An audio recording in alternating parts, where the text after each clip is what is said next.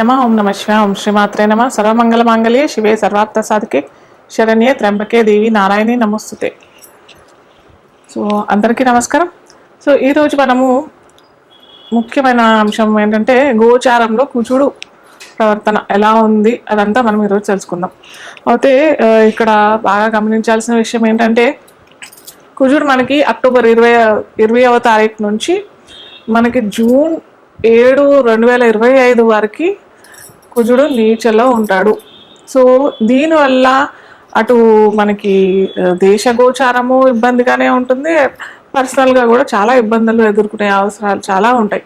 So ఇవన్నీ మనం ఎలా అధిగమిస్తాము, ఎలా మనము ఒక్కొక్క రాశి వాళ్ళు ఎలా చేసుకోవచ్చు, ఇదంతా కూడా చూసుకుందాం. కానీ ఇదేంటంటే చాలా పెద్ద లాంగ్, అంటే ఒక 6 నెలల కంటే ఎక్కువే మనకి కుజుడు చాలా అటుపోట్లు గురవుతాడు. ఎందుకంటే అది ఏంటంటే ఇప్పుడు డిసెంబర్ 7 నుంచి కుజుడు వక్రీ అవుతాడు అనమాట. వక్రీ అయి సో మనకి జనవరి 20వ తారీఖు నుంచి మిథున రాశిలోకి వక్రీ అయి వెళ్తాడు అనమాట. సో ఈ లోపల మనకి ఇప్పుడు నుంచి అన్నాగా డిసెంబర్ 7 నుంచి వక్రీ అవుతాడు. ఒక రకంగా అంత మంచి ఫలితాలు ఇవ్వడు, అలాగే వక్రీ అయిన ఫలితాలు కూడా వస్తాయన్నమాట.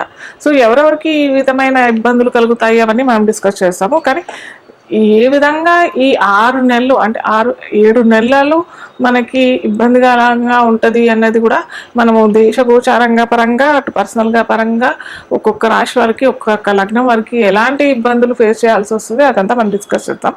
అయితే మనకి జనవరి 20 నుంచి చెప్పుకున్నాం కదా మిథున రాశిలోకి వెళ్తాడు అనేసి. మళ్ళీ అప్పటి నుంచి మనకి ఏప్రిల్ 3 దాకా ఇక్కడే ఉంటాడు. ఏప్రిల్ 3 నుంచి మళ్ళీ మనకి దీంట్లో కర్కాటక రాశిలోకి వచ్చేస్తాడు. కర్కాటక రాశిలో కూడా నీచలోనే ఉంటాడు.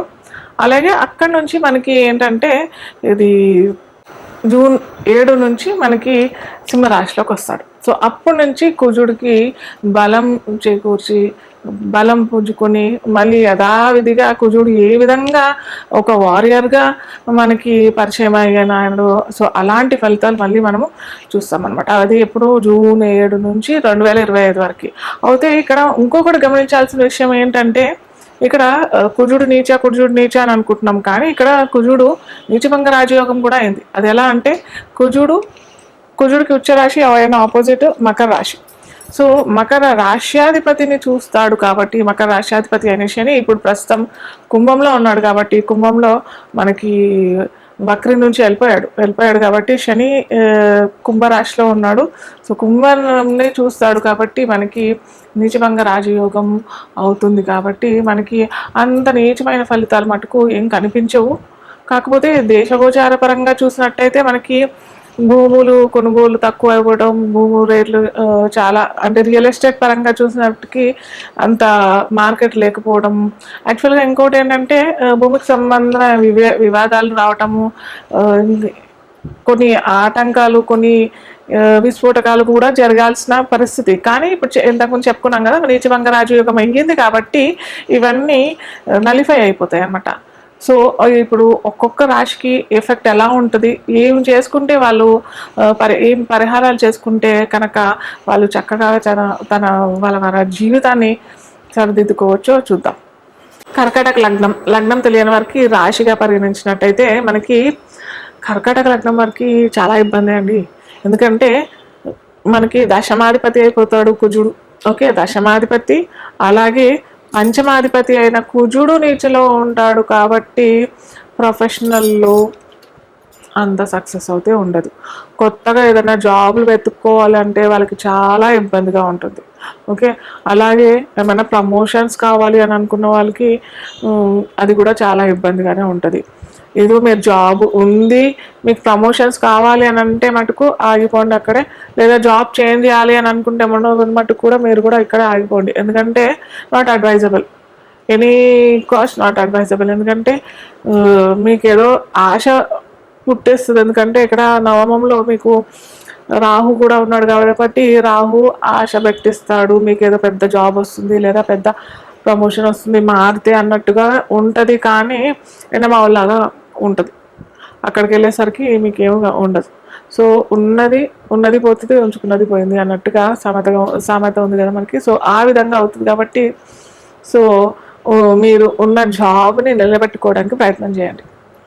అలాగే ప్రమోషన్ కోసం లేదా కొత్తగా జాబ్ ఎతుకుతున్నారు అని అనుకుంటే మటుకు వారికి ఏంటంటే అడ్వైజు, ఏ చిన్న జాబ్ వచ్చినా కానీ ఇప్పుడు అయితే జాయిన్ అయిపోండి. ఎందుకంటే చెప్పా కదా, నీచభంగ రాజయోగం ఒకటి అయింది అంటే మనకి ఇక్కడ శని భగవానుడు ఏమీ హెల్ప్ చేయడు. కర్కాటక లగ్నం వారికి, రాశి వారికి సప్తమాష్టమాధిపతి అవుతాడు కాబట్టి ఏమీ హెల్ప్ చేయడు. అతను ఏమంటారు కర్మకారకుడు, కానీ మనకి ఈ రాశి లగ్నం వారికి హెల్ప్ చేయడు. సో ఏంటంటే కొత్తగా జాబ్ ఎక్కువనే వాళ్ళకి మటుకు మీరు ప్యాకేజ్ పెట్టుకుంటారు కదా, ఆ ప్యాకేజ్కి తక్కువ వచ్చినా కానీ మీరు జాయిన్ అయిపోండి. తర్వాత నెక్స్ట్ జూన్లో వచ్చినప్పుడు అప్పుడు స్విచ్ ఆన్ అవ్వడానికి ప్రయత్నం చేయండి.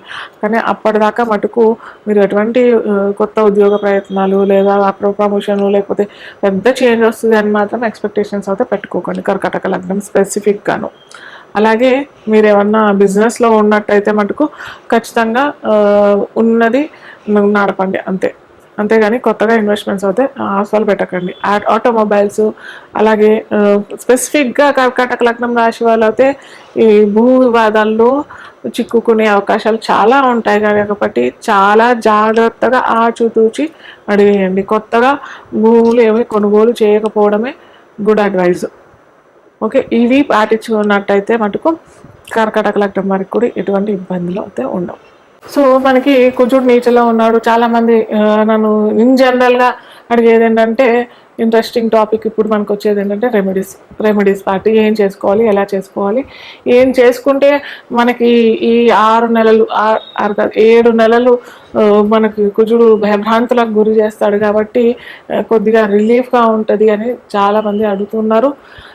సో ఇప్పుడు మనకి కార్తీక మాసం, నెక్స్ట్ వచ్చేది ధనుర్మాసం, ఆ తర్వాత వచ్చేది సంక్రాంతి టైంలో పుష్యమాసం కాబట్టి కొద్దిగా ఏంటంటే ఈ 3 నెలలు మనకి దక్షిణాయనంలో వస్తుంది. మనకి మకర సంక్రాంతి దాకా మనకి దక్షిణాయనం వస్తుంది కాబట్టి సో ఈ 3 నెలలు ఎంత అధిక ఫలం దానం చేయడానికి ప్రయత్నం చేయండి.